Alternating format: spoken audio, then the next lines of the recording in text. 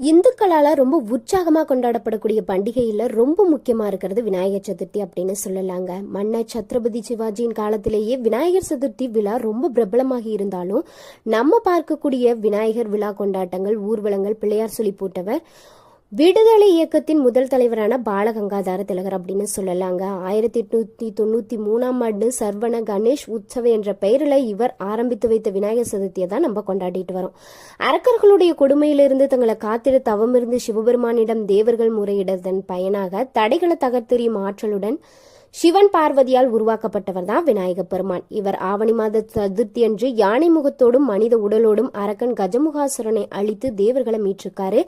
அன்று முதல் இந்த தினத்தை விநாயகர் சதுர்த்தியா கொண்டாடிட்டு வராங்க அப்படின்னு சொல்லலாம்.